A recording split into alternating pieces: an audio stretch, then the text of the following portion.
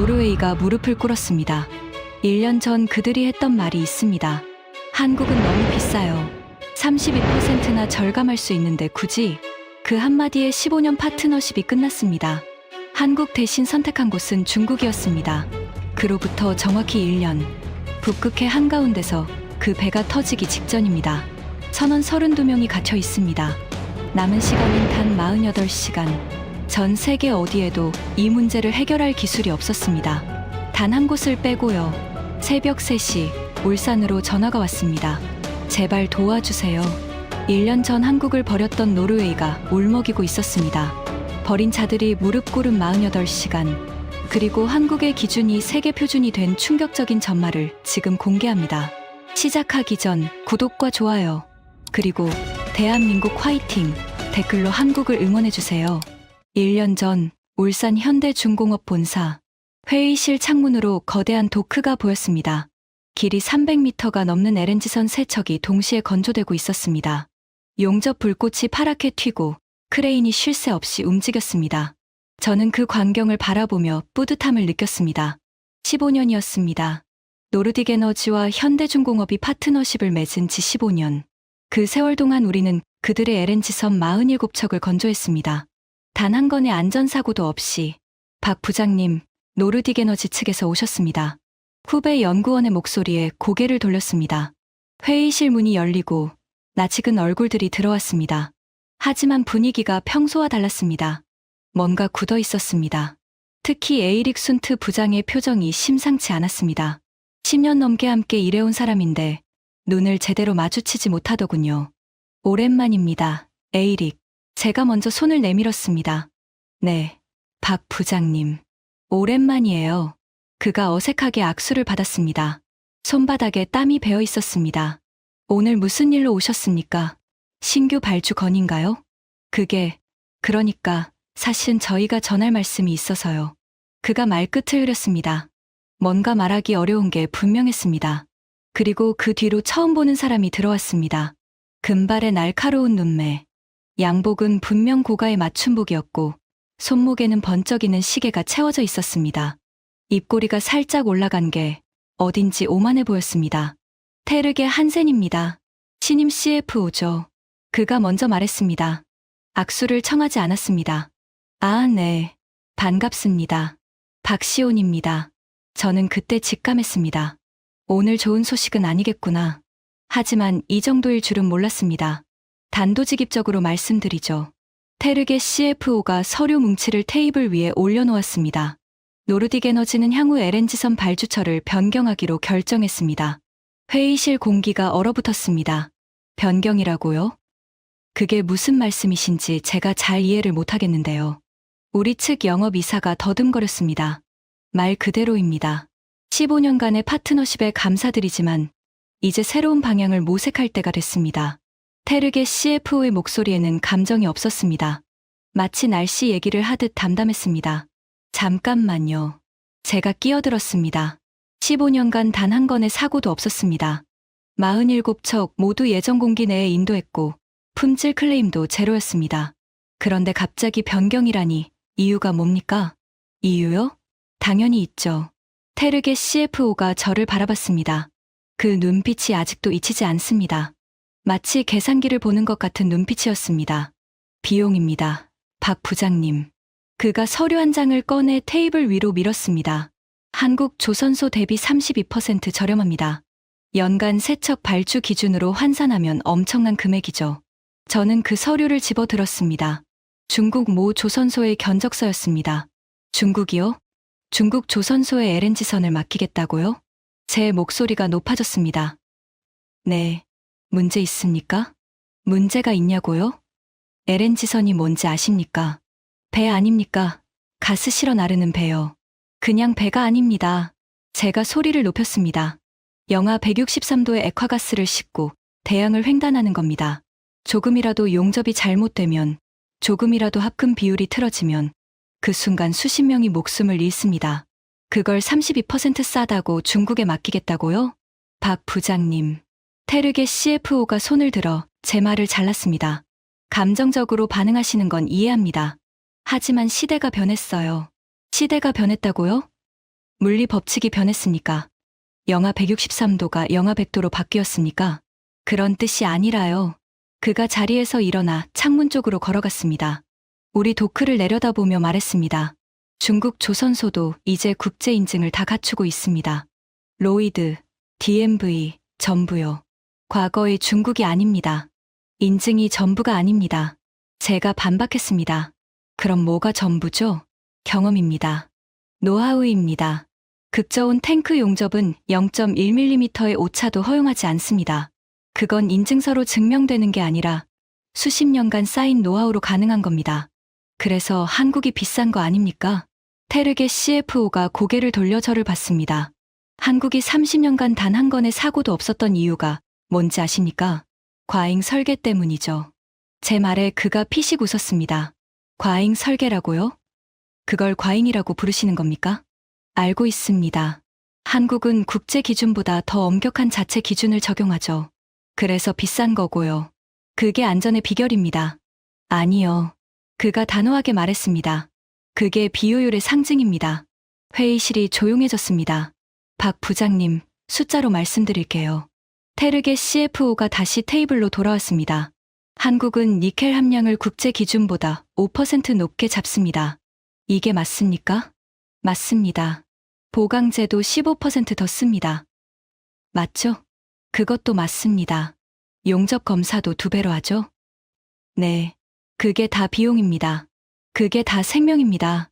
제가 받아쳤습니다. 생명이요? 네. 선원들의 생명이요. 한국 LNG선에 타는 선원들은 안심하고 항해합니다. 왜냐고요? 우리 배가 안전하다는 걸 아니까요. 하지만 그는 듣지 않았습니다. 30년간 사고가 없었다는 건 30년간 그 추가 비용이 낭비됐다는 뜻이기도 합니다. 과잉 설계가 아니었어도 사고는 없었을 겁니다. 그 순간 저는 깨달았습니다. 이 사람은 배를 모른다. 바다를 모른다. 32명의 선원이 목숨을 걸고 항해한다는 게 무슨 의미인지 모른다. 그에게 LNG선은 그냥 숫자였습니다. 견적서의 숫자, 결산보고서의 숫자. 테르게 씨, 제가 마지막으로 말했습니다. 후회하실 겁니다. 후회요? 무슨 후회를 하게 될까요? 중국 조선소에서 만든 배에 사고가 나면 그때 후회하시게 될 겁니다. 그가 서류를 챙기며 대답했습니다. 기술자 특유의 과도한 걱정이시군요. 박 부장님. 그 걱정 접어두셔도 됩니다. 그리고 그는 회의실을 나갔습니다. 에이릭 순트 부장만 잠시 남았습니다. 그가 제게 다가와 작은 목소리로 말했습니다. 미안합니다. 박 부장님. 저도 반대했는데 소용이 없었어요. 그의 얼굴에 죄책감이 가득했습니다. 본사 결정이에요. CFO가 완전히 장악했습니다. 비용 절감이 최우선이래요. 알겠습니다. 에이릭. 당신 잘못이 아니에요. 저는 고개를 끄덕였습니다. 그런데 박 부장님, 한 가지만 말씀드려도 될까요? 뭔데요? 저도 불안합니다. 중국 조선소, 제가 실사를 갔었거든요. 그래서요? 어땠습니까? 용접공들이요. 경험이 너무 없어요. 극저온 작업은 처음이라더군요. 제 가슴이 철렁했습니다. 본사에 보고했습니까? 네, 했죠. 근데 CFO가 뭐라고 했는지 아세요? 뭐라고 했는데요? 에이릭의 목소리가 씁쓸했습니다.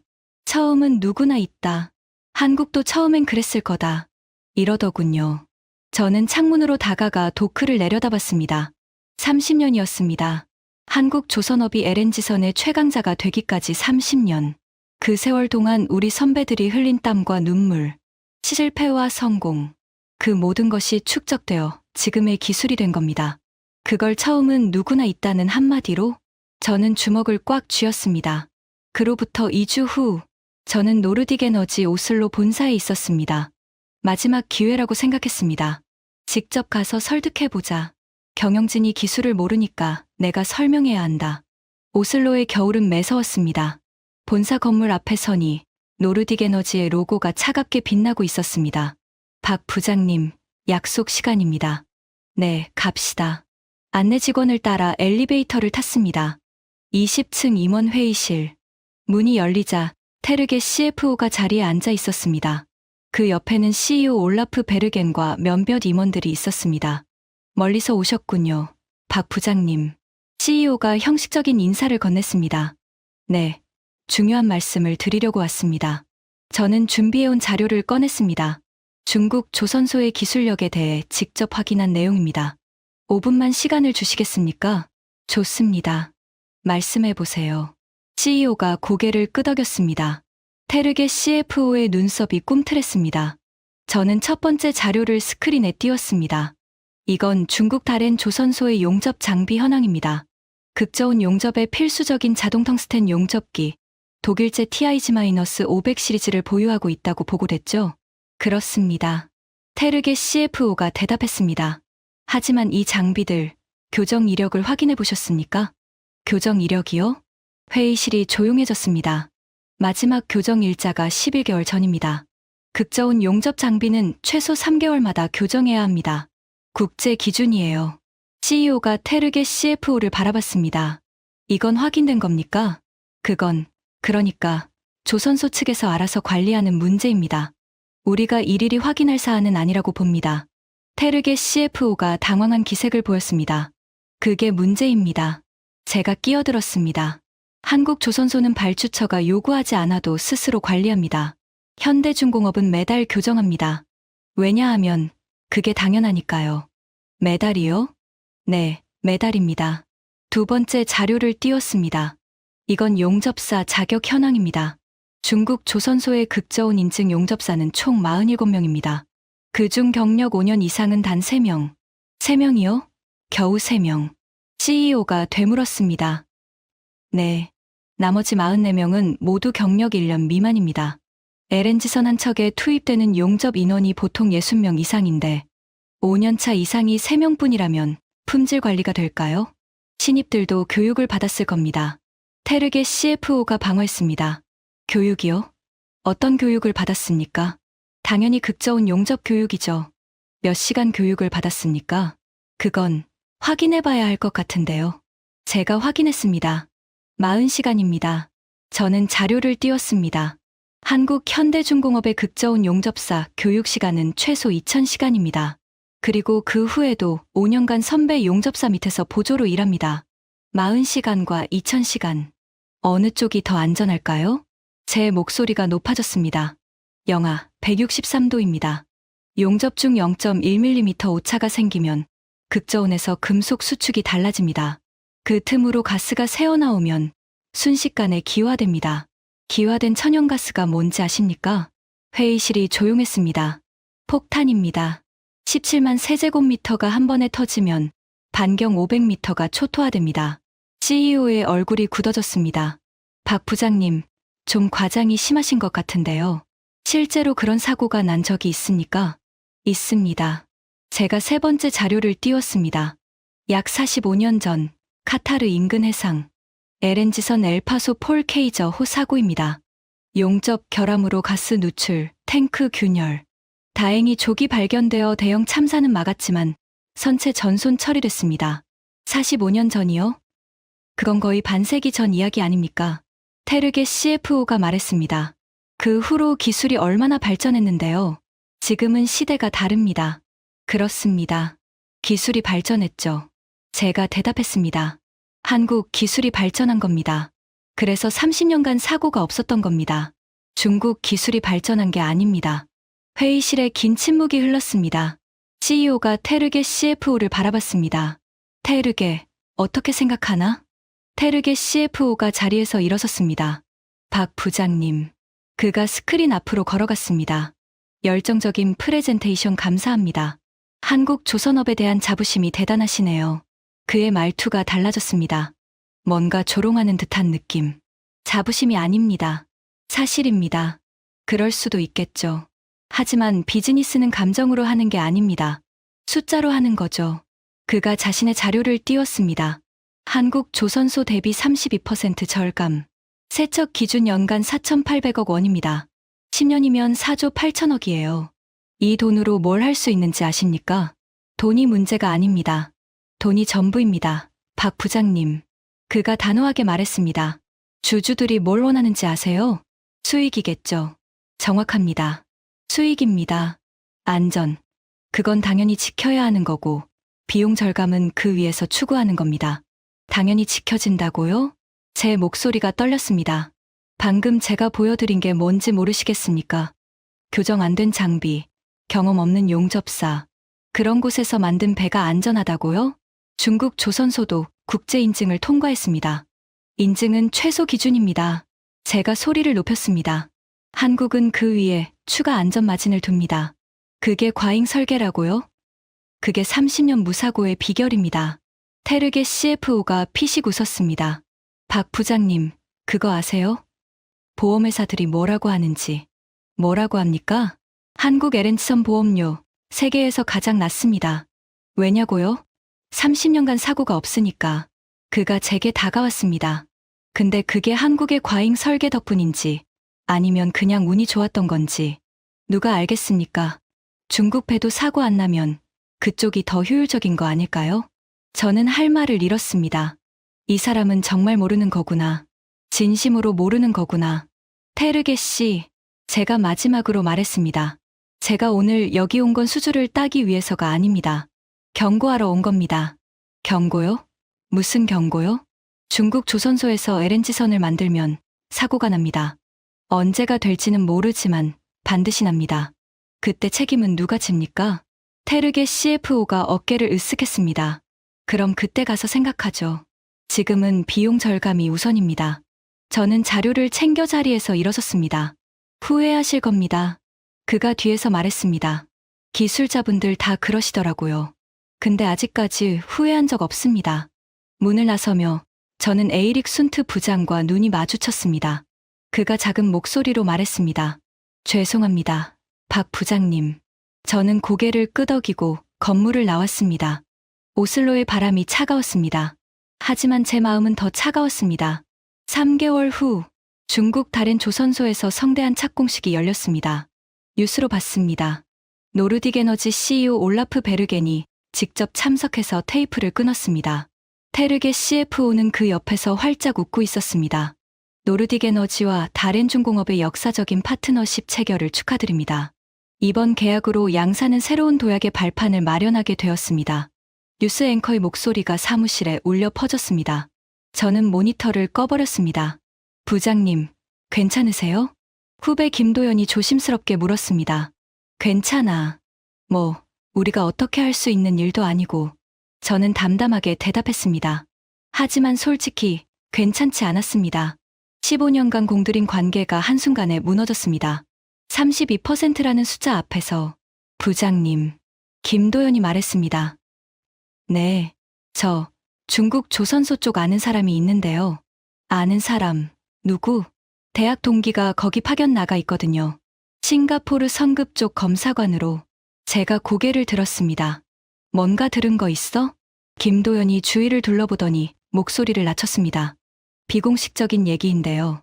분위기가 좀 이상하대요. 이상하다니? 어떻게? 용접 품질 검사 기록이 자꾸 재작성된대요. 처음 검사에서 불합격 나온 것들이 재검사에서 갑자기 합격으로 바뀌고. 제 눈이 커졌습니다. 재검사라.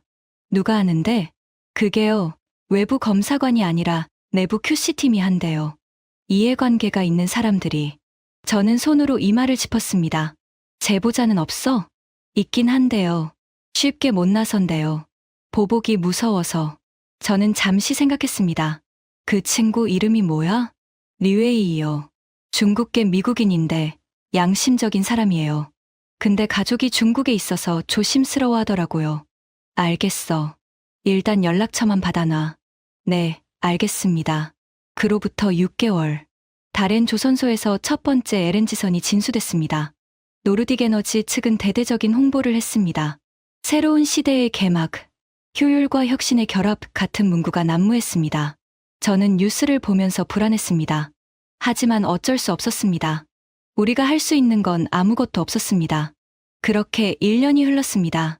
그리고 그날이 왔습니다. 새벽 3시. 잠들어 있던 제 폰이 울렸습니다. 낯선 국제전화번호. 노르웨이였습니다. 여보세요? 떨리는 목소리가 들려왔습니다. 박 부장님, 저 에이릭입니다. 에이릭 순트요. 에이릭, 이 시간에 무슨 일이야? 부장님, 큰일 났습니다. 그의 목소리가 떨리고 있었습니다. 큰일이라니? 무슨 일인데? 북극해에서 저희 배가 사고 났습니다. 저는 벌떡 일어났습니다. 사고. 어떤 사고? 탱크에서 균열이 발생했습니다. 압력이 계속 올라가고 있어요. 48시간 안에 조치하지 않으면 폭발합니다. 그가 숨을 몰아쉬었습니다. 선원 32명이 타고 있어요. 저는 숨을 멈췄습니다. 그래서 나한테 전화한 겁니까? 박 부장님, 부탁드립니다. 에이릭의 목소리에 울음기가 섞여 있었습니다. 저희를 도와주세요.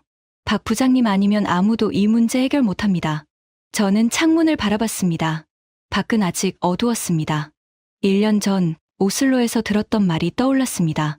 기술자 특유의 과도한 걱정은 그만하시죠. 그럼 그때 가서 생각하죠. 그때가 온 겁니다. 버린 자들이 돌아온 겁니다. 에이릭, 제가 천천히 말했습니다. 지금 테르게 CFO는 뭐라고 합니까? 긴 침묵이 흘렀습니다. 그게요. 에이릭이 어렵게 입을 열었습니다. 테르게 CFO가 직접 부탁드리고 싶대요. 뭐라고요? 테르게 CFO가 지금 대기하고 있습니다. 전화 연결해 드릴까요? 저는 잠시 생각했습니다. 1년 전에 그 비웃음, 그 오만한 눈빛, 과잉 설계는 필요 없다던 그 목소리. 연결해 주세요. 잠시 후 익숙한 목소리가 들렸습니다. 하지만 1년 전과는 완전히 달랐습니다. 박 부장님, 테르게 CFO의 목소리가 갈라져 있었습니다. 네, 말씀하세요. 저 부탁드립니다. 제발 도와주세요. 저는 아무 말도 하지 않았습니다. 박 부장님 말씀이 맞았습니다. 제가 틀렸어요. 제발, 제발 도와주세요. 전화기 너머로 그가 흐느끼는 소리가 들렸습니다.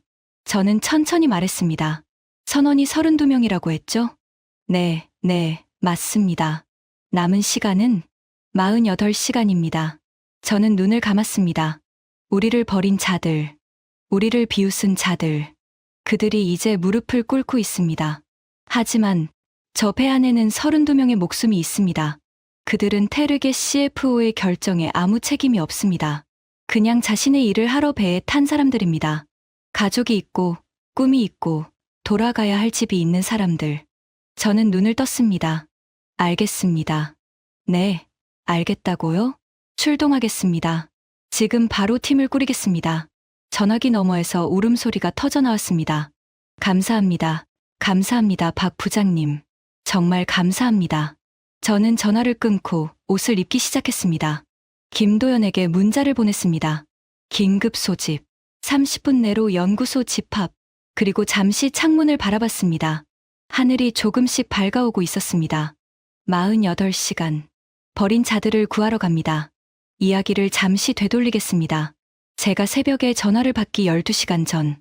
북극해, 바렌츠 해역, 노르딕 에너지 소속 LNG 운반선 노르드스타 3호가 러시아, 야말 반도에서 액화천연가스를 싣고 유럽으로 향하고 있었습니다. 이 배가 바로 1년 전 중국 다롄 조선소에서 건조된 첫 번째 선박이었습니다. 선장 올레 닐센은 30년 경력의 베테랑이었습니다. 그날 저녁, 그는 브릿지에서 야간 항해를 준비하고 있었습니다. 선장님, 기상 보고입니다. 항해사가 다가왔습니다.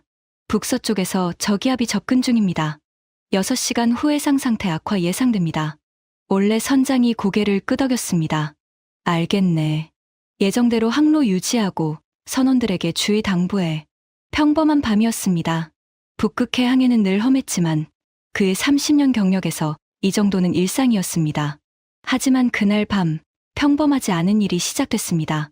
자정 무렵 기관실에서 당직을 서던 기관사 에밀이 이상한 소리를 들었습니다. 끼익, 금속이 비틀리는 듯한 날카로운 소리. 에밀은 헤드폰을 벗고 귀를 기울였습니다. 뭐지? 소리는 화물창 쪽에서 나는 것 같았습니다. 그는 손전등을 들고 화물창 점검 통로로 향했습니다. LNG 운반선의 화물창은 특수합니다.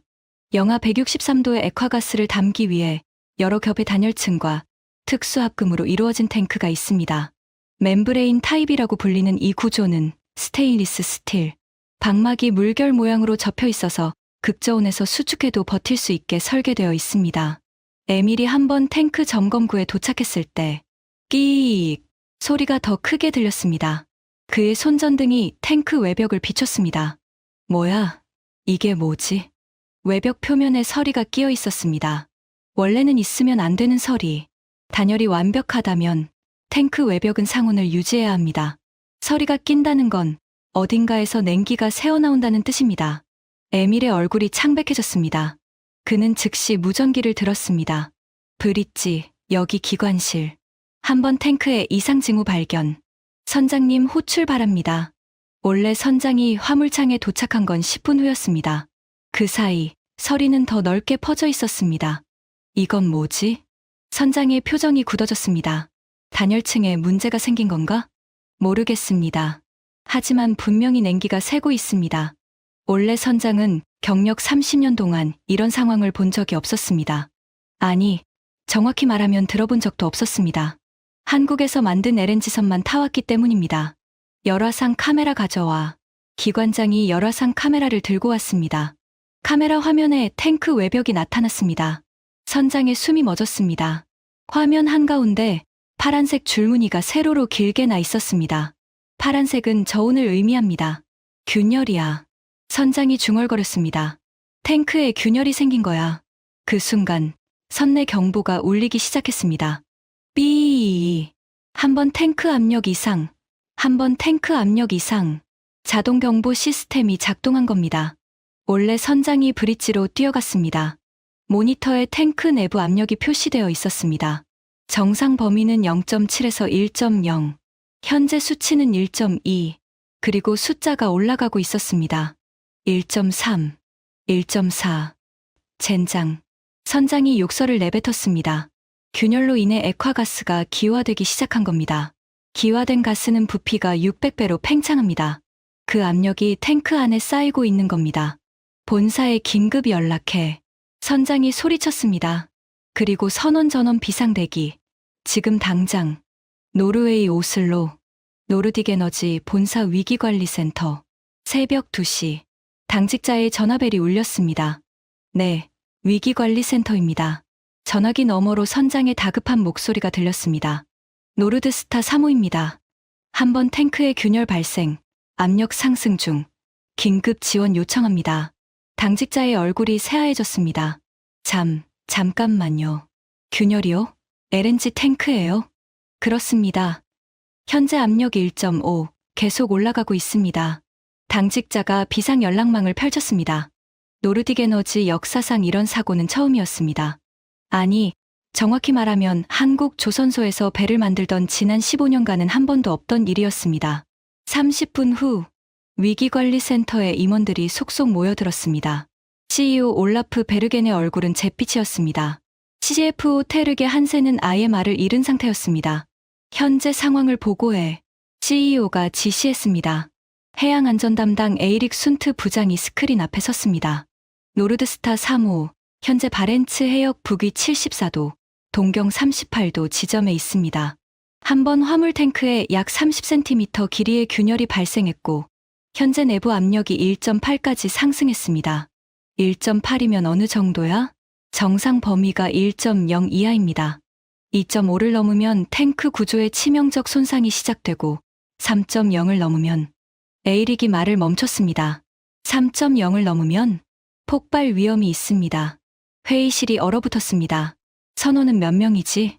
32명입니다. CEO가 손으로 이마를 짚었습니다. 대피시킬 수는 없나? 현재 위치가 문제입니다. 가장 가까운 육지가 러시아 노바야 제물야인데 거기도 400km 이상 떨어져 있습니다. 그리고 지금 해상 상태가 6시간 전부터 저기압 영향으로 파고 8m입니다. 헬기 이착륙이 불가능합니다. 그럼 선박으로 대피는? 가장 가까운 구조선이 도착하려면 최소 36시간입니다. 그런데 에이릭의 목소리가 떨렸습니다. 현재 압력 상승 속도로 계산하면 48시간 안에 임계점에 도달합니다. 테르게 CFO가 처음으로 입을 열었습니다. 그러니까 48시간 안에 탱크를 수리하지 않으면 폭발합니다. 회의실에 침묵이 내려앉았습니다. 방법이 없어? CEO가 물었습니다. 탱크 압력을 낮추는 방법은요? 에이릭이 대답했습니다. 가스를 방출하면 압력은 낮아집니다. 하지만 북극해 한가운데서 17만 세제곱미터의 천연가스를 방출하면 환경 재앙입니다. 게다가 방출 과정에서 정전기라도 발생하면 그것도 폭발이군. 네. 테르게 CFO가 끼어들었습니다. 균열을 막으면 되는 거 아닌가? 용접으로? 에이릭이 고개를 저었습니다. 불가능합니다. 탱크 내부 온도가 영하 163도입니다. 일반 용접으로는 접근조차 할 수 없습니다. 그럼 어떻게 하라고? 테르게 CFO의 목소리가 높아졌습니다. 극저온 상태에서 긴급 봉합이 가능한 기술이 필요합니다. 특수 냉동 용접 기술이나 초저온 에폭시 시스템이나. 에이릭이 말을 멈췄습니다. 뭔가 있어? CEO가 물었습니다. 에이릭이 힘겹게 입을 열었습니다. 그 기술을 가진 곳이 세계에 딱 한 곳 있습니다. 어디? 에이릭의 시선이 테르게 CFO에게 향했습니다. 한국입니다. 현대중공업. 회의실이 다시 얼어붙었습니다. 테르게 CFO의 얼굴이 일그러졌습니다. 한국이라고? 지금 농담하는 거야? 농담이 아닙니다. 에이릭이 단호하게 말했습니다. 극저온 긴급 봉합 기술은 한국 현대중공업이 세계 유일하게 보유하고 있습니다. 몇 년 전에 개발된 기술인데 영하 160도 이하에서도 작동하는 특수 폴리머 실런트와 냉동 용접 시스템을 결합한 겁니다. 다른 데는 없어. 일본은, 유럽은. 일본 미쓰비시가 비슷한 기술을 연구 중이지만 아직 실용화 단계가 아닙니다. 유럽에는 이 기술 자체가 없습니다. 테르게 CFO가 자리에서 일어났습니다. 잠깐, 다른 방법을 찾아봐. 한국은 안 돼. 안 된다니요? CEO가 물었습니다. 당신이 계약 끊은 거 아니었어? 테르게 CFO의 얼굴이 빨갛게 달아올랐습니다. 그건 비즈니스 결정이었습니다. 하지만 지금 그 사람들에게 도움을 요청하면 지금 메일이 왔습니다. 누군가가 말했습니다. 선장에게서요. 압력이 2.0을 넘었답니다. 회의실에 다시 침묵이 흘렀습니다. CEO가 천천히 자리에서 일어났습니다. 테르게. 네. 자존심이 중요해. 32명 목숨이 중요해. 테르게 CFO가 아무 말도 하지 못했습니다. 에이릭. CEO가 말했습니다. 한국에 연락해. 지금 당장. 울산 현대중공업 극저온 시스템 연구소. 새벽 3시. 저는 에이릭의 전화를 받고 옷을 입고 있었습니다. 10분 후 테르게 CFO와 통화했습니다. 1년 전 그 오만한 목소리는 온데간데 없었습니다. 떨리고 갈라지고 거의 울먹이는 목소리였습니다. 저는 출동하겠다고 말했습니다. 하지만 솔직히 마음이 복잡했습니다. 우리를 버린 자들, 우리를 비웃은 자들, 과잉 설계는 필요 없다고 했던 자들. 그런데 이제 무릎 꿇고 살려달라? 연구소에 도착하니 이미 몇몇 연구원들이 모여 있었습니다. 김도연, 이재훈, 박민지. 제가 직접 키운 후배들입니다. 부장님, 상황 들었습니다. 김도연이 말했습니다. 노르딕 에너지 배가 사고 났다면서요? 그래. 한번 탱크 균열, 압력 상승 중. 48시간 안에 조치 안 하면 폭발이야. 그 배. 이재훈이 말했습니다. 중국에서 만든 거 아닙니까? 작년에 우리 계약 뺏어간 거요. 맞아. 그런데 우리가 왜 도와줘야 합니까? 이재훈의 목소리에 분노가 섞여 있었습니다. 그 사람들이 뭐라고 했는지 아세요? 한국은 비싸다, 과잉 설계다, 중국도 충분하다. 그러고는 계약 끊어버렸잖아요. 알아. 근데 이제 와서 도와달라고요? 자기들이 선택한 거잖아요. 싼 거 선택해서 사고 난 건데 왜 우리가 수습해야 합니까? 저는 이재훈을 바라봤습니다. 그의 말이 틀린 게 아니었습니다. 저도 같은 생각을 했으니까요. 재훈아. 네. 저 배에 선원이 몇 명인지 알아? 몇 명인데요? 32명이야. 저는 창문을 바라봤습니다. 노르딕 에너지 경영진이 한 결정이지 선원들이 한 결정이 아니야.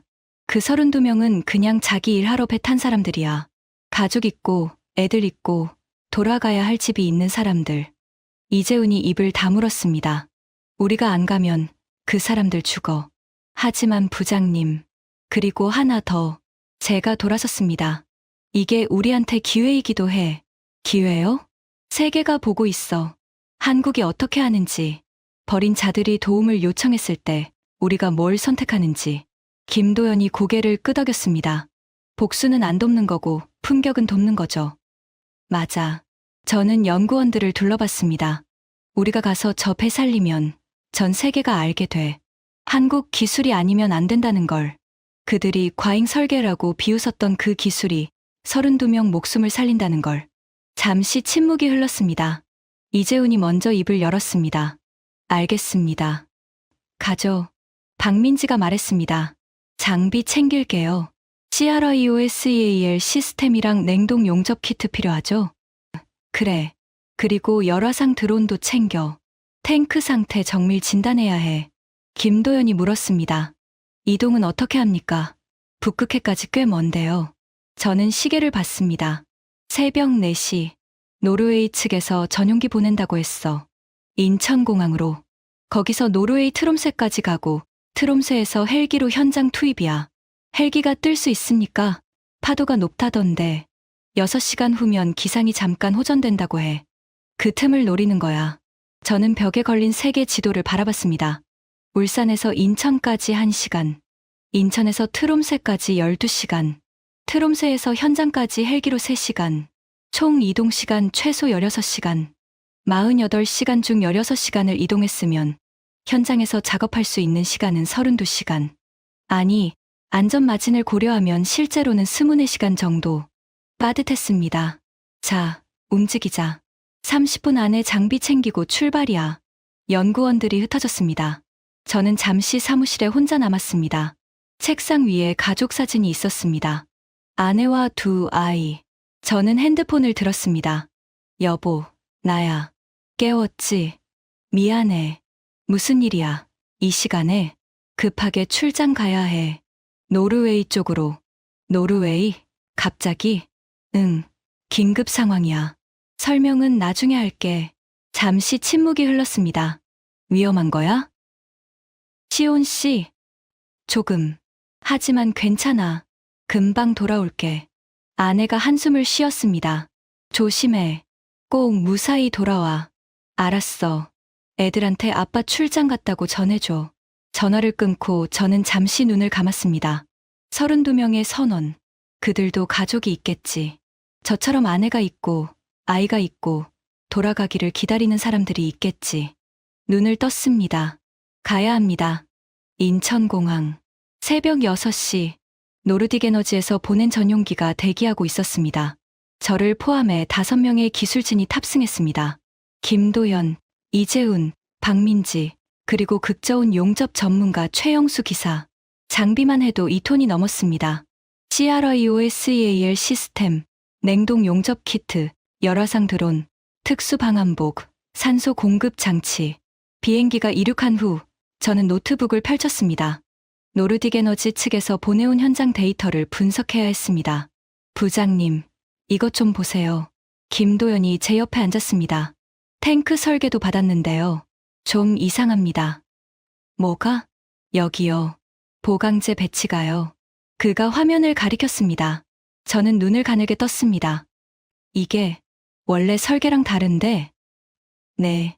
국제 기준 대비 보강제가 18% 적습니다. 18%? 저는 믿을 수 없었습니다. 이건 말이 안 돼. 아무리 비용 절감해도 보강제를 18%나 줄이면 구조적 안정성이 무너지죠. 김도연이 고개를 끄덕였습니다. 특히 극저온에서 금속 수축이 일어나면 보강제가 그 응력을 분산시켜야 하는데 18%가 부족하면 응력이 한 곳에 집중됩니다. 그래서 균열이. 네, 아마 균열이 생긴 위치가 응력 집중점일 겁니다. 저는 한숨을 내쉬었습니다. 이게 중국 조선소의 실력인가? 아니, 중국 탓만은 아닐 겁니다. 노르딕 에너지가 비용 절감을 요구했을 테고 조선소는 그 요구에 맞추려고 어딘가를 줄였을 겁니다. 결국 돌고 돌아 이 참사로 이어진 거죠. 도연아. 네. 혹시 리웨이라고 중국 쪽 제보자 연락처 아직 있어? 있습니다. 왜요? 연락해봐. 지금 상황에서 내부 정보가 필요할 수도 있어. 알겠습니다. 비행기가 구름 위를 날았습니다. 창문 밖으로 해가 떠오르고 있었습니다. 저는 다시 데이터를 들여다봤습니다. 48시간. 이제 남은 건 44시간. 서둘러야 합니다. 비행기 안에서 10시간이 흘렀습니다. 저는 거의 잠을 자지 못했습니다. 데이터 분석, 작업 계획 수립, 팀원들과 시뮬레이션. 그러는 사이 노르딕 에너지 측과 수시로 연락이 오갔습니다. 박 부장님, 현재 압력이 2.4입니다. 에이릭의 목소리가 점점 다급해지고 있었습니다. 상승 속도는 시간당 0.05씩 올라가고 있습니다. 계산이 빨리 돌아갔습니다. 2.4에서 3.0까지 0.6, 시간당 0.05면 12시간 후에 3.0. 하지만 실제로는 균열이 커지면서 상승 속도도 빨라질 겁니다. 현장 도착까지 얼마나 남았습니까? 트롬새까지 2시간, 거기서 헬기로 3시간, 총 5시간 정도요. 기상은요? 다행히 호전되고 있습니다. 헬기 운항 가능할 것 같습니다. 알겠습니다. 도착하는 대로 연락드리죠. 전화를 끊으려는데 에이릭이 말했습니다. 박 부장님. 네, 정말 감사합니다. 이렇게 와주셔서. 저는 잠시 침묵했습니다. 에이릭, 당신은 반대했잖아요. 중국 가는 거. 네. 하지만 결국 막지 못했습니다. 그건 당신 잘못이 아니에요. 그래도 미안합니다. 정말. 전화가 끊겼습니다. 옆에서 이재훈이 말했습니다. 저 사람은 양심이 있네요. 원래 좋은 사람이야. 기술을 아는 사람이고 문제는 위에서 숫자만 보는 사람들이지. 그때 김도연이 다가왔습니다. 부장님, 류웨이랑 통화했습니다. 뭐래? 충격적인 얘기를 하더군요. 김도연이 목소리를 낮췄습니다. 다른 조선소에서 용접 합금 비율을 조작했대요. 뭐라고? 니켈 함량이요. 원래 극저온용 스테인리스 스틸은 니켈이 9% 이상 들어가야 하는데 실제로는 7%대로 낮췄대요.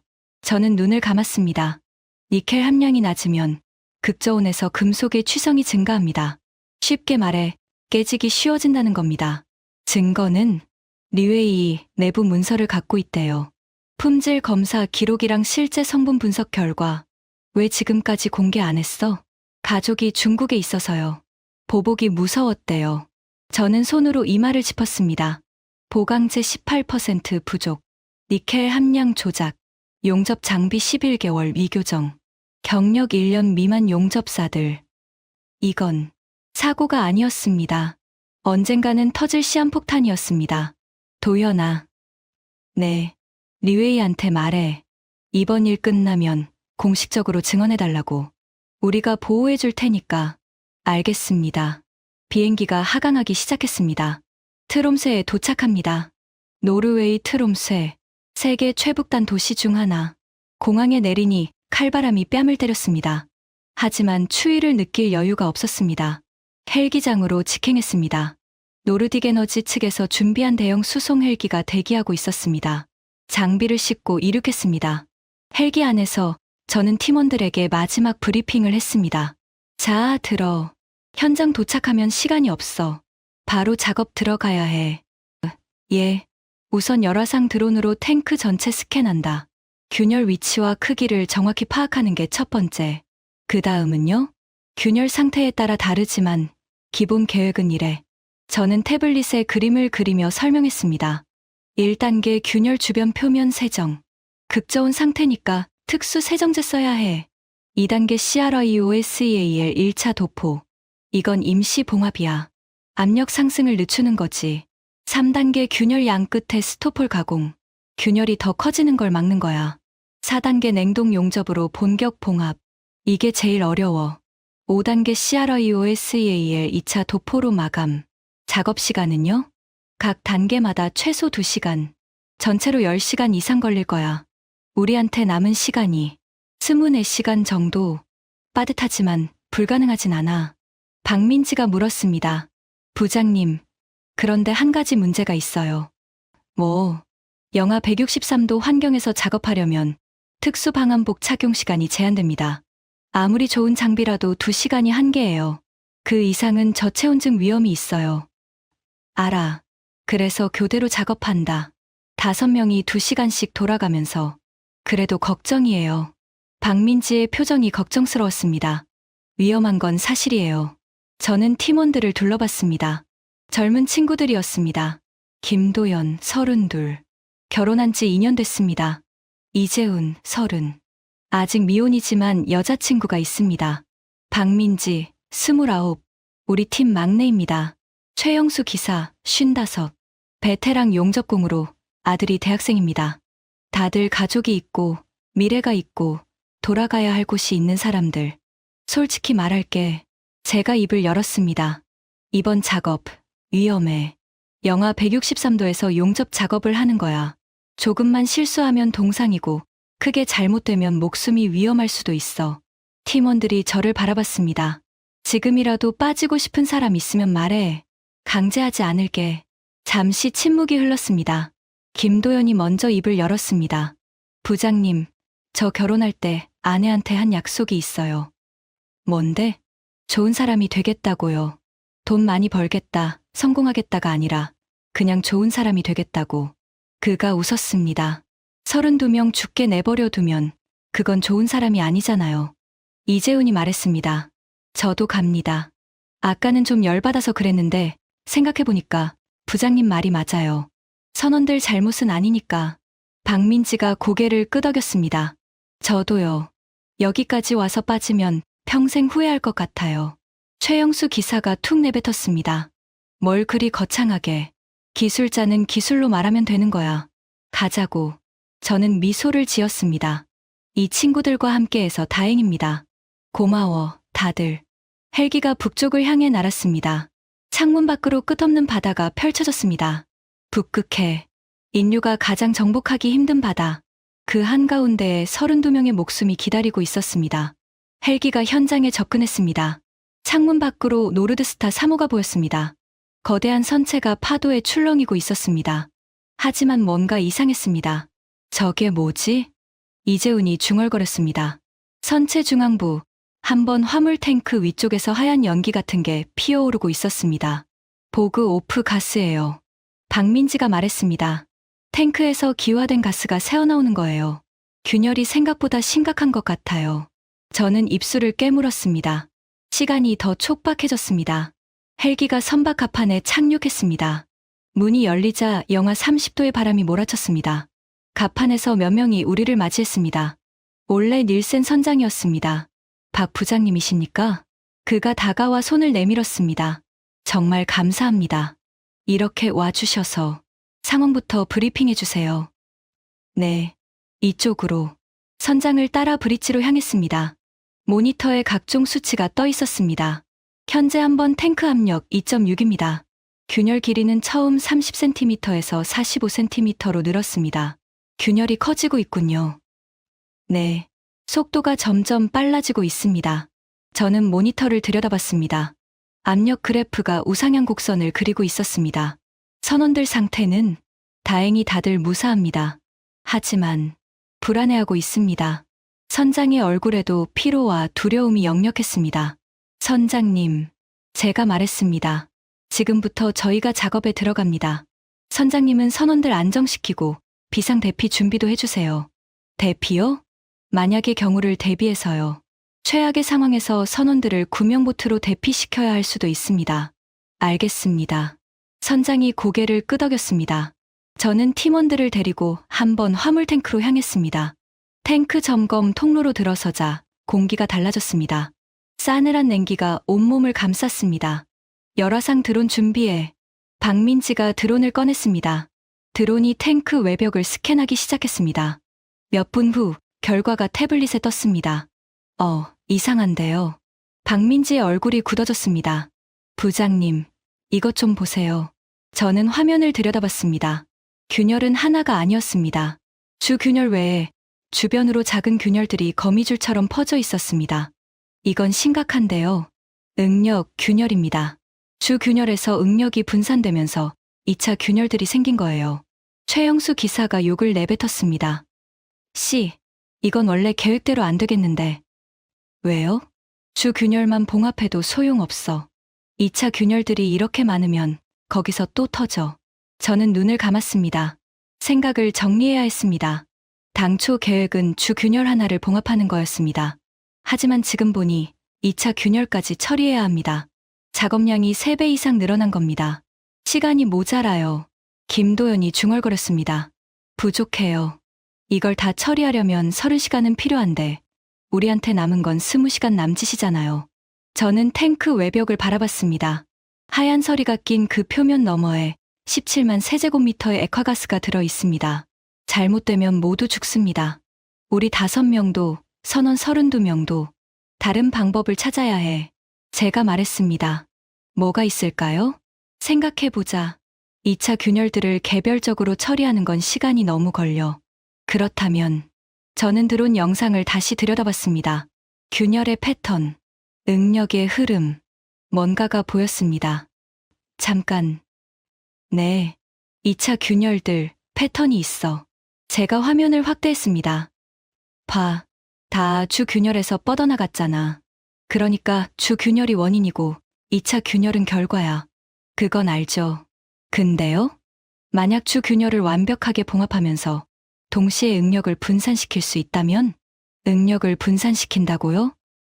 그래. 2차 균열들이 더 커지는 이유가 응력 집중 때문이잖아. 그 응력을 다른 데로 보내버리면 최영수 기사의 눈이 커졌습니다. 응력 분산 패치요. 그거 이론으로만 들어봤는데 우리가 개발한 거야. 아직 실전 테스트는 안 했지만 저는 장비 박스를 열었습니다. 그 안에 은색 패치가 들어 있었습니다. CRIOPATCH, 극저온 환경에서 응력을 분산시키는 특수 패치. 저희 연구소에서 3년간 개발한 기술이었습니다. 이걸 주균열 양쪽에 붙이면 응력이 패치로 분산돼. 그러면 2차 균열들에 가해지는 힘이 줄어들면 균열 확장이 멈추나요? 멈추진 않아도 속도가 현저히 느려져. 그 사이에 주균열을 봉합하고 나머지는 CRIOSEAL로 임시 처리하는 거야. 팀원들이 서로를 바라봤습니다. 되겠습니까? 솔직히 모르겠어. 실전은 처음이니까. 저는 팀원들을 둘러봤습니다. 하지만 다른 방법이 없어. 이대로 가면 시간 안에 못 끝내고 그러면 32명이 죽어. 해볼 만한 가치가 있어. 김도연이 고개를 끄덕였습니다. 합시다. 좋아. 그럼 작업 계획 수정한다. 저는 태블릿에 새 계획을 그렸습니다. 1단계 주균열 주변에 CRIOPATCH 부착, 응력 분산.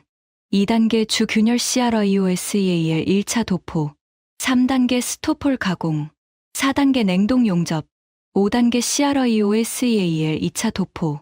6단계 2차 균열들 CRIOSEAL 처리. 예상 시간은요? CRIOPATCH가 효과가 있다면 전체 작업 18시간. 우리한테 딱 맞아. 효과가 없다면요?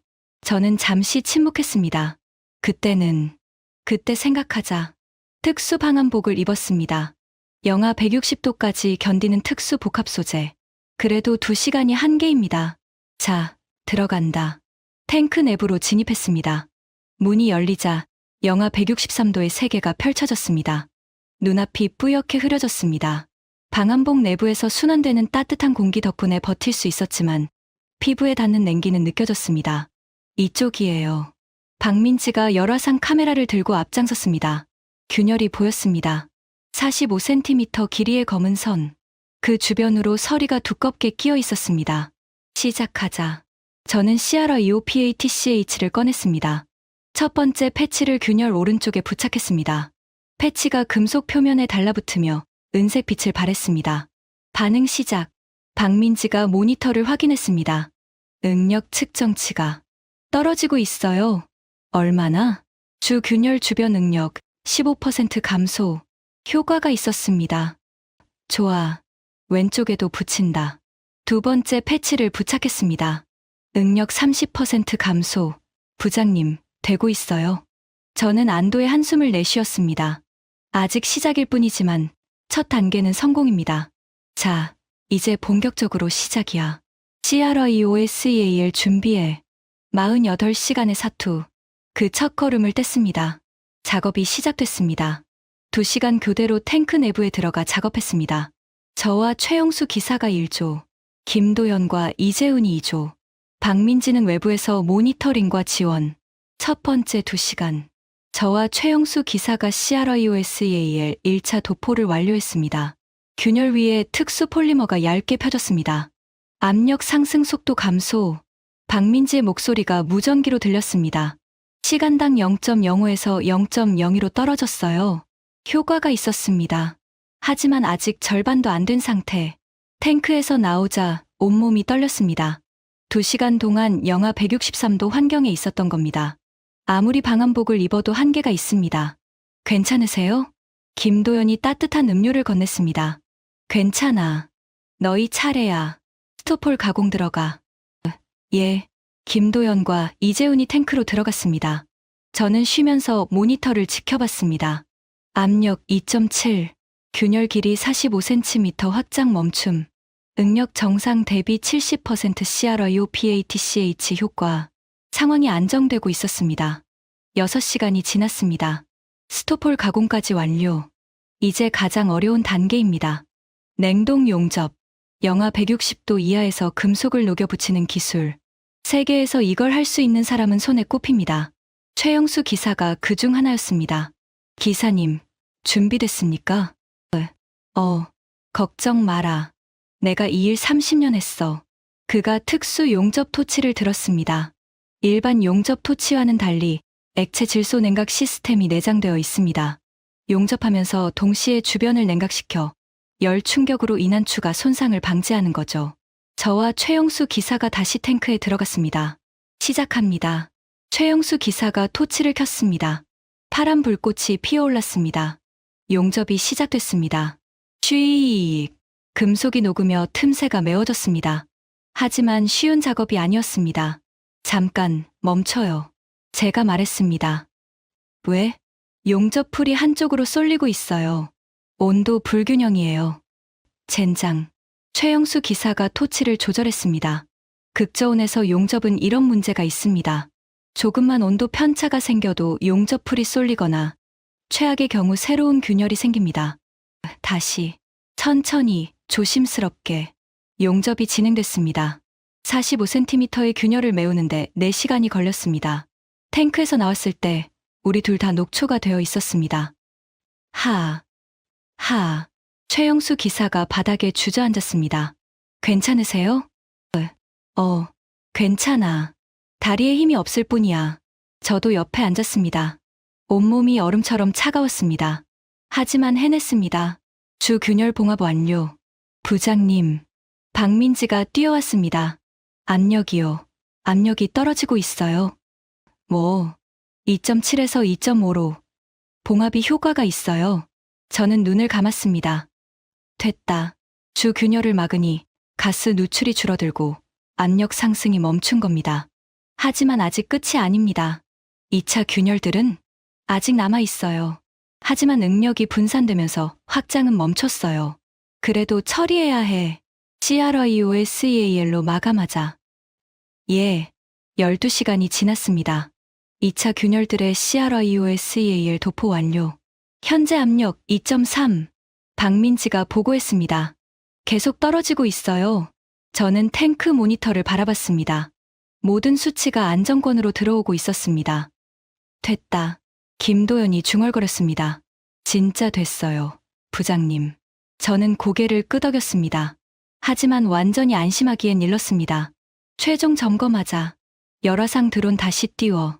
박민지가 드론을 조종했습니다. 드론이 탱크 내부를 스캔했습니다. 몇 분 후 결과가 나왔습니다. 균열 부위 온도 안정.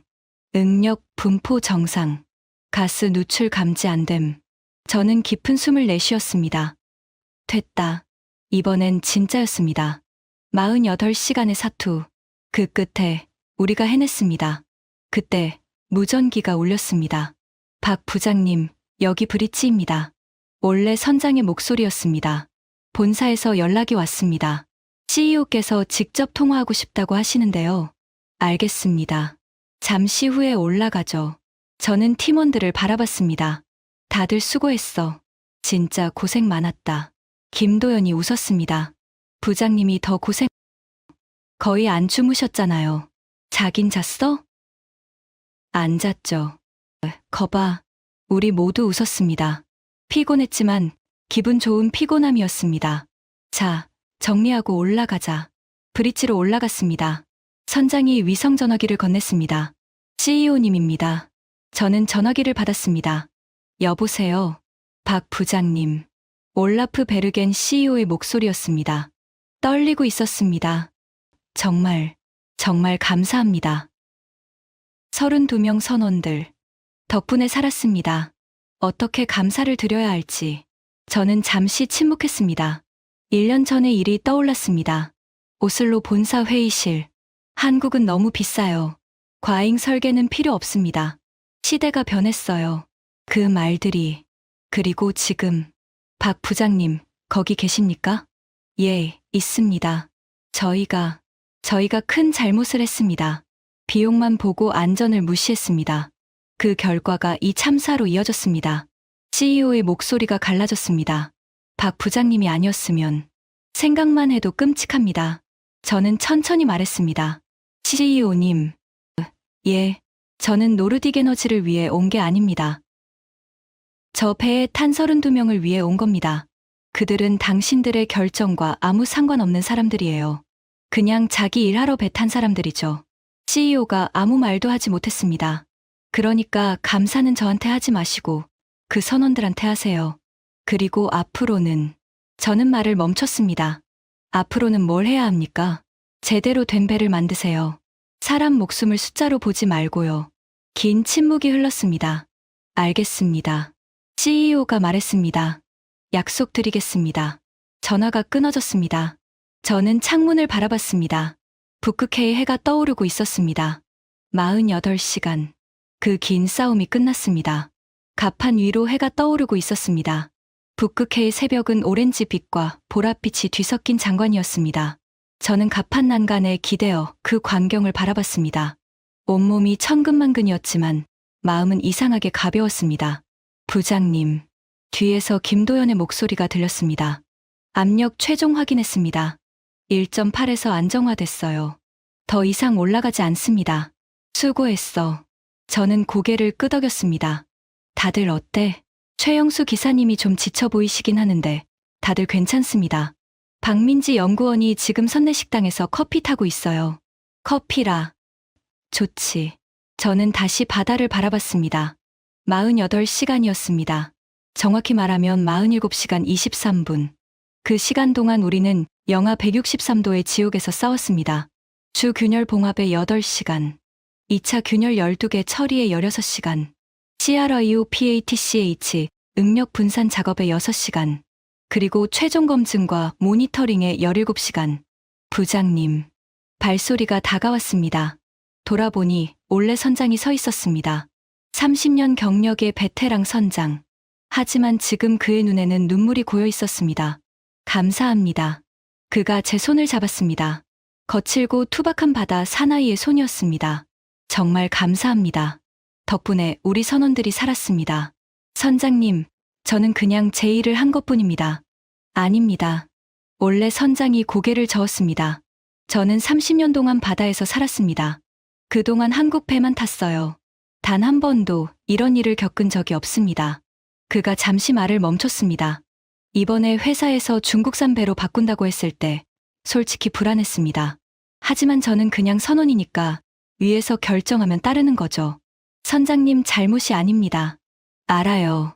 하지만 제 선원들 32명이 위험에 처했을 때 구해준 건 한국 기술자들이었습니다. 1년 전에 버림받은 그 기술자들이요. 원래 선장이 제 눈을 똑바로 바라봤습니다. 왜 오셨습니까? 네. 우리 회사가 한국을 버렸잖아요. 비용이 비싸다고 과잉 설계라고. 그런 회사를 왜 도우러 오셨습니까? 저는 잠시 생각했습니다. 솔직히 저도 처음엔 망설였습니다. 새벽에 에이릭한테서 전화 받았을 때 순간적으로 이런 생각이 스쳤습니다. 그것 봐. 내가 뭘 했어. 1년 전 오슬로에서 무시당했던 기억. 테르게 CFO의 비웃음. 기술자 특유의 과도한 걱정이라던 그 말. 그 순간 솔직히 쾌감이 있었습니다. 내가 맞았다. 그들이 틀렸다. 하지만 그건 딱 3초였습니다. 선장님. 저는 천천히 말했습니다. 저도 처음엔 화가 났었어요. 솔직히 말하면 지금도 완전히 풀린 건 아닙니다. 그런데요? 32명이잖아요. 제가 대답했습니다. 선원 32명은 테르게 CFO가 아니에요. 그 사람들은 그냥 자기 일을 하러 배에 탄 거잖아요. 가족이 있고 집에 돌아가야 하는 사람들이고. 원래 선장이 고개를 끄덕였습니다. 기술자는 사람을 살리는 사람입니다. 저는 바다를 바라보며 말했습니다. 배를 만드는 것도, 탱크를 설계하는 것도 결국은 사람을 살리기 위해서예요. 그걸 잊으면 우리는 그냥 돈 버는 기계가 되는 겁니다. 박 부장님, 올해 선장이 다시 제 손을 잡았습니다. 제가 30년 동안 바다에서 만난 사람 중에 당신이 가장 대단합니다. 저는 쑥스러워서 고개를 돌렸습니다. 과찬이십니다. 아니에요. 진심입니다. 그때 갑판 아래에서 소리가 들렸습니다. 부장님, 본사에서 연락 왔습니다. 에이릭 순트의 목소리였습니다. 선내 통신실, 대형 스크린에 노르딕 에너지 오슬로 본사가 연결되어 있었습니다. 화면 속에 CEO 올라프 베르겐과 CFO 테르게 한센이 나란히 앉아 있었습니다. 1년 전 그 회의실이었습니다. 하지만 분위기는 완전히 달랐습니다. 박 부장님, CEO가 먼저 입을 열었습니다. 먼저 진심으로 감사드립니다. 덕분에 우리 선원 32명이 무사합니다. 감사합니다, CEO님. 그리고 사과드립니다. CEO의 목소리가 낮아졌습니다. 1년 전 저희가 잘못된 결정을 했습니다. 비용만 보고 안전을 외면했습니다. 그 결과가 이번 사고입니다. 저는 아무 말 없이 들었습니다. 박 부장님께서 오슬로까지 오셔서 경고하셨을 때 저희가 귀 기울였어야 했습니다. 그때 들었다면 이런 일은 없었을 겁니다. CEO가 고개를 숙였습니다. 정말 죄송합니다.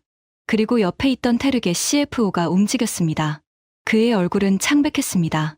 눈 밑에 다크서클이 짙게 내려앉아 있었고 1년 전에 그 오만한 기세는 어디에도 없었습니다.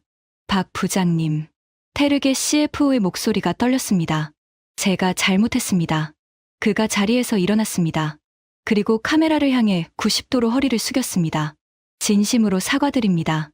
1년 전에 박 부장님 말씀을 무시했습니다. 과잉 설계라고, 기술자 특유의 걱정이라고. 그 말들 전부 제가 틀렸습니다. 그가 허리를 편 채로 말을 이었습니다. 32% 비용 절감이요? 그게 무슨 의미가 있습니까? 선원 32명이 죽을 뻔했는데 4조 8천억 아꼈다고요? 그 돈이 사람 목숨보다 중요합니까? 테르게 CFO의 눈에서 눈물이 흘러내렸습니다. 저는 숫자만 봤습니다. 견적서의 숫자, 결산보고서의 숫자. 하지만 그 숫자 뒤에 사람이 있다는 걸 잊었습니다. 그가 다시 허리를 숙였습니다. 정말 죄송합니다. 통신실이 조용해졌습니다. 저는 잠시 그를 바라봤습니다. 1년 전 오슬로에서 봤던 그 사람. 기술자 특유의 과도한 걱정은 그만하시죠. 그럼 그때 가서 생각하죠. 아직까지 후회한 적 없습니다. 그 오만했던 사람이 지금 울면서 사과하고 있습니다. 솔직히 통쾌해야 할 것 같았습니다. 그것 봐, 내가 뭘 했어. 하지만 이상하게 그런 마음이 들지 않았습니다. 테르게 씨, 제가 천천히 말했습니다. 고개 드세요. 네, 사과받겠습니다. 이제 고개 드세요. 테르게 CFO가 천천히 허리를 폈습니다. 저도 할 말이 있습니다. 제가 말했습니다. 1년 전에 저도 화가 났었어요. 솔직히 말하면 많이 화가 났습니다. 15년 파트너십이 32% 때문에 끝난 거잖아요. 죄송합니다. 하지만요. 저는 잠시 숨을 고르고 말을 이었습니다. 테르게 씨가 틀린 건 한국을 버린 게 아닙니다. 네, 사람을 숫자로 본 겁니다. 배를 견적서로 본 거예요. 그게 잘못된 겁니다. 테르게 CFO가 고개를 끄덕였습니다. 맞습니다. 맞아요. 앞으로는 다르게 하세요. 숫자 뒤에 사람이 있다는 거 잊지 마세요. 네, 절대 안 잊겠습니다. CEO가 말했습니다. 박 부장님, 저희가 공식적으로 제안드리고 싶은 게 있습니다. 무슨 제안이신가요? 노르딕 에너지는 앞으로 모든 LNG선 발주를 한국 조선소로 되돌리려고 합니다. 그리고 이번 사고에 대한 전면적인 조사와 함께 국제회사기구 IMO의 안전 기준 강화를 제안할 계획입니다. 저는 눈이 커졌습니다. IMO예요? 네. 한국의 과잉 설계, 아니 안전 설계 기준을 국제 표준으로 제안하려고 합니다. 그로부터 3개월 후 스위스 제네바 국제회사기구 IMO 본부. 저는 이 자리에 앉아 있을 줄 몰랐습니다. 대형 회의장에는 전 세계 해운 관계자들이 모여 있었습니다. 미국, 중국, 일본, 유럽 각국의 대표들. 그리고 단상에는 제가 있었습니다. 존경하는 대표단 여러분. 저는 마이크 앞에 섰습니다. 저는 한국 현대중공업 박시온입니다. 오늘 LNG 운반선 안전 기준 개정안에 대해 발표하겠습니다. 3개월 전 노르드스타 3호 사고는 전 세계적인 뉴스가 됐습니다. 비용 절감의 대가 중국산 LNG선 사고의 교훈, 한국 기술진이 구한 32명의 목숨, 과잉 설계인가, 생명 설계인가. 언론들은 앞다투어 이 사고를 보도했습니다. 그리고 노르딕 에너지의 제안으로 IMO는 LNG, 운반선 안전 기준 재검토에 들어갔습니다. 현재 국제 기준은 최소한의 안전만 보장합니다. 저는 스크린에 자료를 띄웠습니다. 하지만 최소한은 충분하지 않습니다. 영하 163도의 환경에서 단 하나의 결함도 허용되지 않습니다. 회의장이 조용해졌습니다. 한국 조선소는 30년간 자체 기준을 적용해왔습니다. 니켈 함량 5% 추가, 보강제 15% 추가, 용접 검사 2배. 이것이 과잉일까요? 저는 잠시 멈췄습니다. 30년간 한국 LNG선의 중대 사고는 제로입니다. 제로요. 이건 우연이 아닙니다. 이건 설계입니다. 회의장에서 웅성거림이 일었습니다. 저는 제안합니다. 한국의 안전 기준을 국제 표준으로 채택해 주십시오. 비용이 올라갈 겁니다. 하지만 그 비용은 사람의 생명을 지키는 비용입니다. 발표가 끝나고 질의응답 시간이 됐습니다. 일본 대표가 손을 들었습니다. 박 연구원님, 일본 미쓰비시 중공업의 다나카입니다. 저는 긴장했습니다. 일본과 한국은 조선업에서 오랜 경쟁 관계였으니까요. 질문이 아니라 지지 발언을 하겠습니다. 네. 일본 조선업계는 한국의 제안을 전면 지지합니다. 회의장이 술렁였습니다. 다나카 대표가 말을 이었습니다. 솔직히 말씀드리면 한국과 일본은 경쟁자입니다. 시장 점유율을 두고 치열하게 싸워왔죠. 하지만 이건 경쟁의 문제가 아닙니다. 그가 자리에서 일어섰습니다. 안전은 경쟁 대상이 아닙니다. 안전은 공유해야 합니다. 한국이 30년간 쌓아온 노하우가 국제 표준이 된다면 그건 전 세계 선원들의 생명을 지키는 겁니다. 저는 할 말을 잃었습니다. 일본은 한국의 제안을 전폭 지지합니다. 감사합니다. 다나카 대표가 자리에 앉자 이번에는 독일 대표가 일어섰습니다. 독일 로이드 성급의 뮬러입니다. 독일도 한국의 제안을 지지합니다. 그리고 영국 회사청의 브라운입니다. 영국도 지지합니다. 노르웨이, 노르딕 에너지 CEO 올라프 베르겐입니다. 당연히 지지합니다. 이 제안은 저희가 먼저 했으니까요. 회의장에서 웃음이 터져 나왔습니다. 하지만 가장 놀라운 건 중국 대표의 발언이었습니다. 중국 조선공업협회의 왕 주석입니다. 저는 긴장했습니다. 중국은 저가 조선으로 시장을 공략해온 나라였으니까요. 중국도 한국의 제안을 지지합니다. 네, 놀라셨습니까? 왕 주석이 미소를 지었습니다.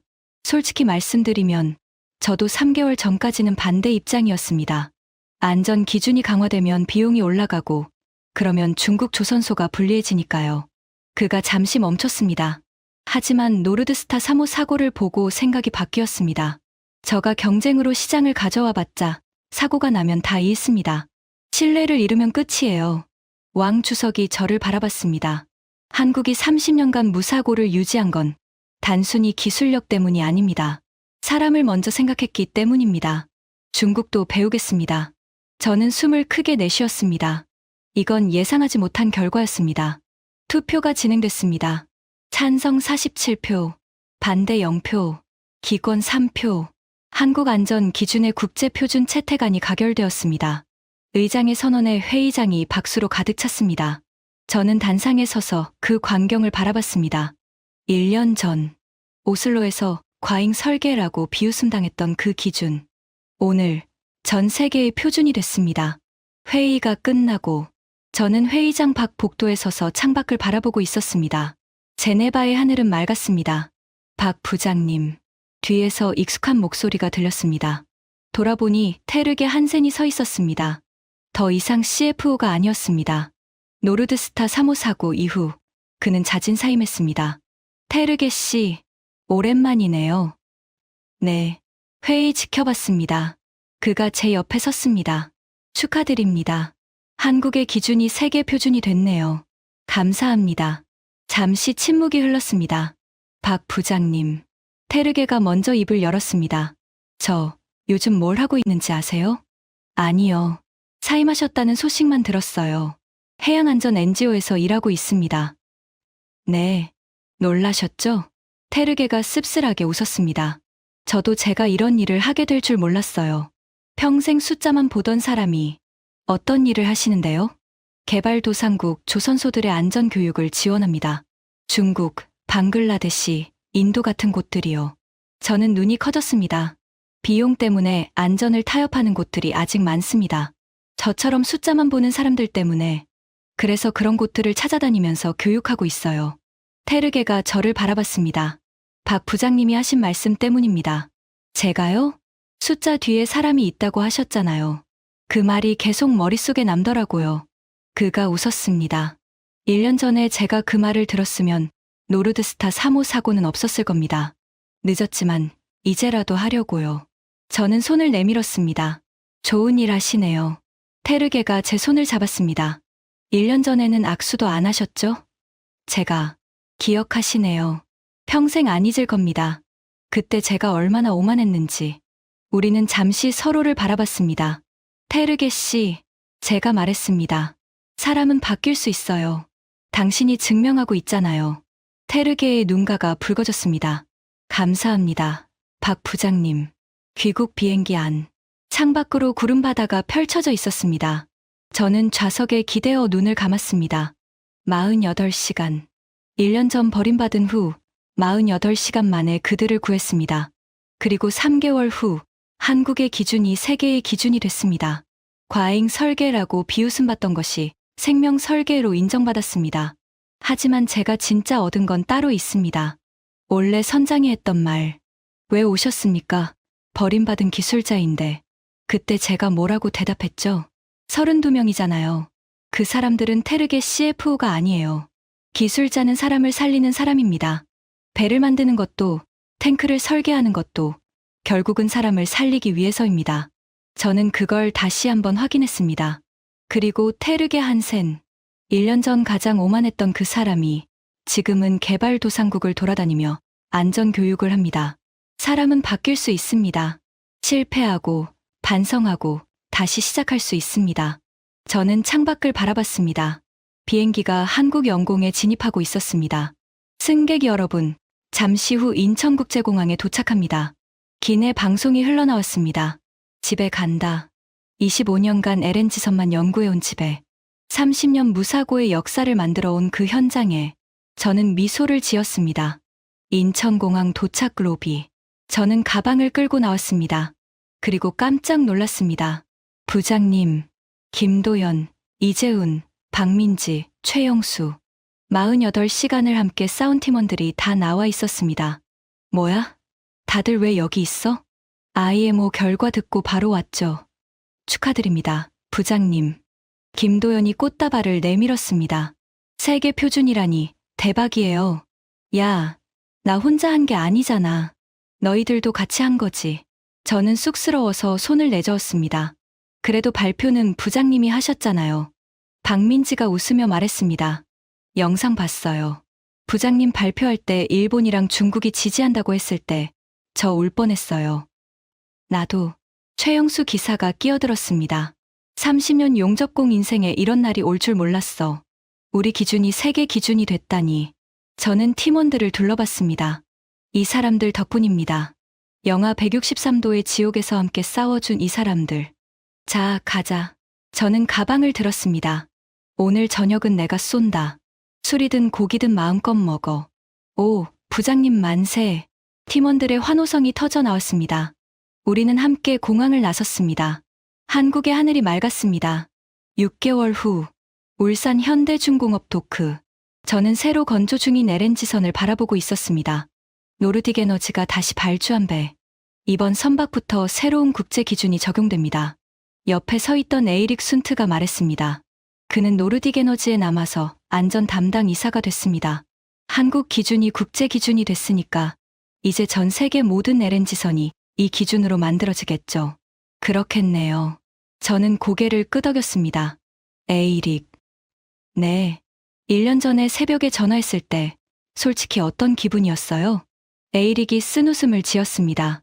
죽고 싶었죠. 부끄러워서. 1년 전에 울산에서 박 부장님한테 사과했던 거 기억나세요? 그때 정말 미안했거든요. 알아요. 근데 막상 사고가 나니까 전화할 데가 박 부장님밖에 없더라고요. 세계에서 그 문제 해결할 수 있는 사람이 박 부장님뿐이었으니까. 에이릭이 저를 바라봤습니다. 근데 정말 와주셔서 감사합니다. 솔직히 거절하셔도 이해했을 거예요. 에이릭. 저는 그의 어깨를 두드렸습니다. 기술자는 사람을 살리는 사람이에요. 그게 전부입니다. 에이릭이 고개를 끄덕였습니다. 저도 그렇게 되고 싶어요. 박 부장님처럼. 될 수 있어요. 노력하면. 저는 다시 도크를 바라봤습니다. 길이 300m의 거대한 선체. 이 배가 완성되면 북극해를 항해하겠죠. 그리고 이 배에 탄 선원들은 안심하고 항해할 겁니다.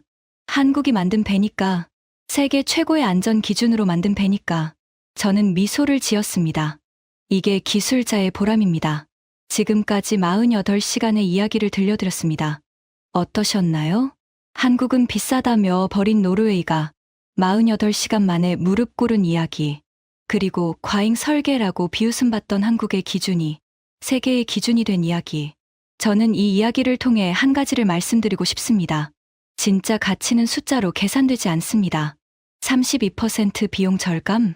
그 숫자 뒤에 32명의 목숨이 있었습니다. 4조 8천억 절약? 그 돈보다 사람의 생명이 더 소중합니다. 한국의 과잉 설계는 사실 생명 설계였습니다. 30년간 단 한 건의 사고도 없었던 이유. 그건 우연이 아니라 설계입니다. 사람을 먼저 생각하는 설계. 그게 한국 조선업의 진짜 경쟁력입니다. 여러분도 각자의 자리에서 생명 설계를 해주세요. 숫자보다 사람을 먼저 생각하는 것. 그게 진짜 프로입니다. 지금까지 노르웨이가 한국을 버리고 48시간 만에 무릎 꿇은 이야기였습니다. 32% 비용 절감이 32명의 목숨을 위협했고, 과잉 설계라 비웃던 한국의 기준이 결국 세계 표준이 됐습니다. 우리가 만든 배는 단순한 철덩어리가 아닙니다. 누군가의 아버지가, 누군가의 남편이 타는 생명선입니다. 한국 조선업 30년 무사고, 그건 우연이 아니라 설계입니다. 이 이야기가 감동이 되셨다면 주변에 공유해주세요. 작은 자부심이 큰 힘이 됩니다. 구독과 좋아요도 부탁드립니다. 지금까지 감동테라였습니다. 감사합니다.